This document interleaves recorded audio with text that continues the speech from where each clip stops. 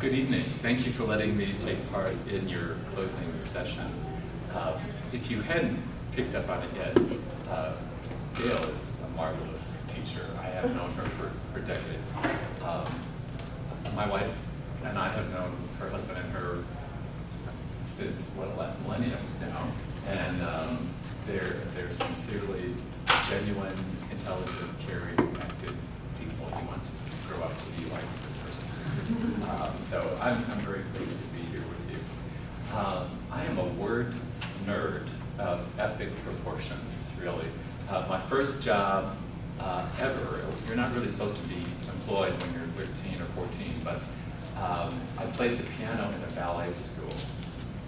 So it was a small, badly lit, smelly place where little girls learned how to step together, step curtsy. I'd have paid $1.10 an hour, which tells you how old I am. And that was minimum wage 45 years ago. And the first thing I bought with my first paycheck was an American Heritage Dictionary. I had a teacher, one of my best teachers was an English teacher. And he told me that this dictionary was coming out, and I was 13 at the time. I was kind of dumbstruck that there could be a new dictionary, because there was Webster's and whatever else, Merriam-Webster, and I thought, those were dictionaries. But American Heritage was a brand new dictionary. They had a board of editors that had come together. They actually helped decide usage. So with words, questionable words like ain't, which is really a word, they would have a usage panel and say, 10% thinks it's acceptable, 90% think it's unacceptable. Or, in different certain circumstances, this word can be used a certain way. And I actually bought a dictionary, and I didn't read it cover to cover, but that was what I bought with my first paycheck. So that tells you something. And I've always been fascinated with words. Words are powerful. I know Bellarmine has a religious tradition, but whether you are a person of faith or not, in the Hebrew tradition, Genesis begins with God creating, and how does he do it? He speaks, words matter, speaks existence into existence. And then in the New Testament, John's version of how the Messiah came into the world is, he was the Word, and the Word became flesh. So how things are named is important, how you use words are important, how you manage your thoughts and your words are important. Words have consequences. And so I've had a lifetime to study how words are used, how to use them carefully and wisely. I'm going to share with you a quote from Khalil Gibran, who is kind of a Near Eastern mystic that was popular in the 1940s. And I have this quote over my desk. It says, "Words are timeless. You should write them or utter them with a sense of their timelessness." Let that sink in for a moment. This was decades before Facebook, where what you put up could persist in hyperspace forever.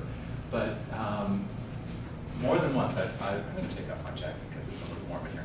I've remembered that is true, because words come back to haunt you, whether you are writing a contract or writing an ad that is objectionable in some way. And people put different weights on words. I can remember an argument that I had with my father-in-law. My mother-in-law had died, sadly, when she was quite young. My wife and I were in their home, basically trying to clean up the basement. He assumed that we were taking stuff out of the basement, and he called me a lot of words I can't repeat if I'm going to be recorded. And I'm pretty sensitive about what people call me. I still remember, we've been married 38 years next month, so this was kind of 36 years ago. And he was one of those people that blows off steam by being verbal and yelling and screaming. And the next day he was fine. He said, "Yep, how you doing?" And I'm not that way, but the words he uttered became timeless to me. They weren't timeless to him, but they were timeless to me. So, a little bit of wisdom: think before you talk, think before you hit send on a message. I'm going to jump around just a little bit and share little bits of lore. Do you know what an onosecond is? A measurement of time. It's the distance between the time you hit send and the time you realize you shouldn't have.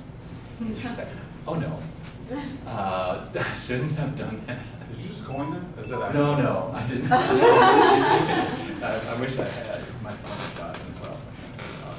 So yeah, oh no, second. So I'm one of the most trivial people you know. My kids are always making my opinion about that. I'm going to tell you a little bit how I got to where I am today. And I want to encourage you, whatever age or stage you are. Some of you have been around the block and in school a little bit, and some of you not so much. And I have grown children, and I'm a grandfather 4 times over, go figure. And life, as Gail said, is unpredictable. I had a family lawyer who became our family lawyer because I was trailing around behind my mother at A&P, which is like Kroger in northern Illinois. And I was a precocious snob as a child. There's no other way to describe it. You wouldn't have liked me when I was 12. And who knows what I was talking about? I wish I could remember. But he just heard me talking to my mother in the frozen food section. And he said, I told my mother, I said, your son has a big vocabulary or something. She said, well, thank you. Got to talking. He became our family lawyer. And his name was Furman. And he looked a little like Santa Claus, had a white beard. And he was an attorney. He became an attorney when he heard Clarence Darrow speak in New York City. He was driving a cab, and an attorney told him, you've got to hear this guy speak, the power of words again. And he said, you can leave the meter running. So he heard Clarence Darrow speak. He said, that's what I want to do. He hung up his shingle driving a cab and went to law school, became a lawyer. He spoke 9 languages, played the harp, led tours to the Holy Land. And I thought, dang, if you can be a lawyer and be this, amazing person, that's what I want to do. So I decided at 12 that I was going to be an attorney, which makes some choices simpler. It was a little presumptuous at the time, but that's what happened. I took classes in college, political science. Any political science majors in here? God bless you. It's an honorable major, but it wasn't where my heart was. It was the hardest major at my school. It had the lowest GPA of any major there was. But it was the most likely to get you into law school. So I did that. I minored in business so I could get an MBA. Applied only to schools that had both a law school and a business school. And many decades ago, it was quite unusual to get both a law degree and an MBA, but that's what I wanted to do. So I pursued that. I was kind of a math nut. I was the captain of the math team. We called ourselves mathletes. I'm really going to date myself. I was also the captain of the slide rule team. Oh my gosh. A slide rule is an analog device with a thing in the middle. It looks like a very complicated ruler. And you can multiply and divide, do square roots and logarithms. And the people who landed on the moon had slide rules to guide them. They didn't have computers back then.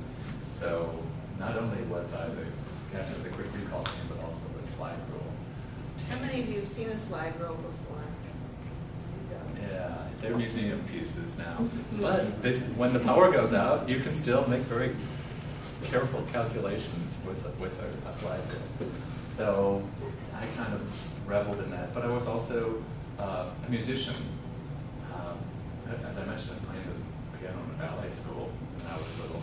I learned from our family lawyer, I learned composition. I would go in on Saturdays. He would teach me 4-part harmony. So I learned how to compose from our family lawyer. He pulled my brother through French. My brother cannot speak French, but he helped him pass French in high school. So enough about Mr. Furman.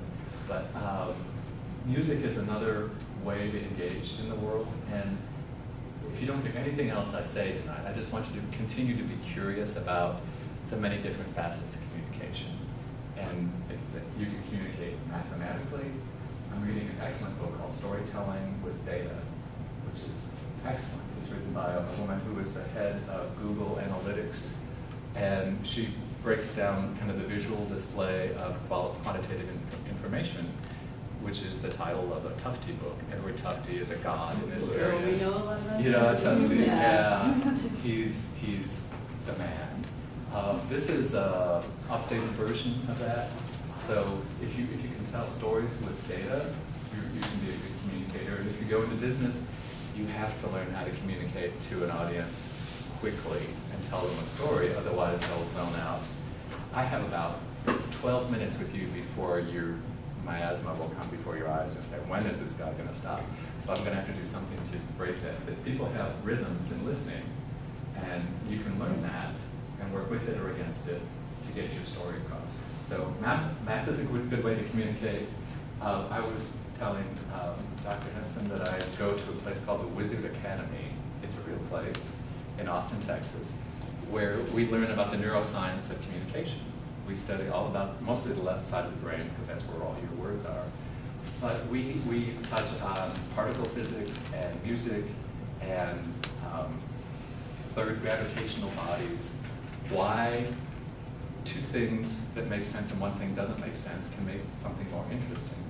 We talk about character diamonds, how characters need to have 4 points of a diamond, and if they're all similar, like if someone on Little House on the Prairie is kind and sweet and patient and thorough, that's not interesting.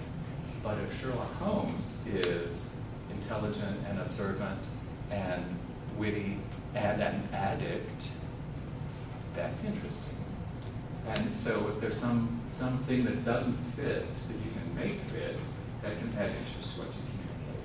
So there's a world of information out there about how to communicate well that I just find a continual source of amazement. So I'm entering my 7th decade, amazingly, but I'm still excited about what I can learn about communication.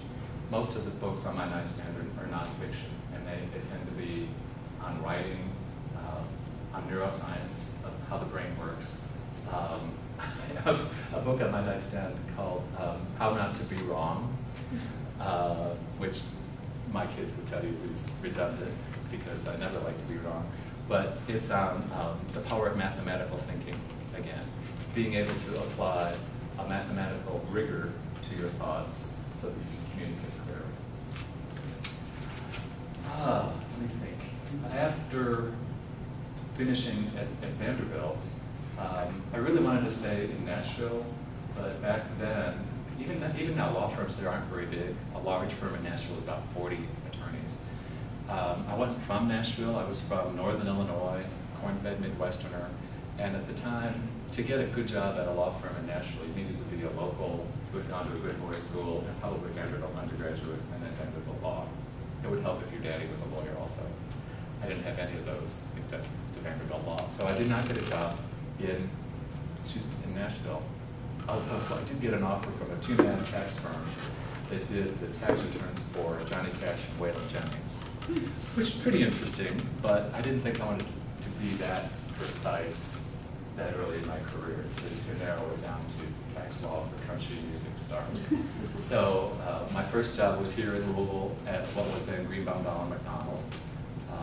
Big firm, Greenbaum was still in the name. Law firms change their names with some frequency here. But I graduated on a Friday. My wife and I moved up here on Saturday, unpacked on Sunday, and I got to work on Monday, so I didn't take a big break between law school and here. I think I had $8.30 in the bank at the time, so I had to find a place to park that cost only $1 or $2, so I could eat lunch that day. So even then, law school was pretty expensive.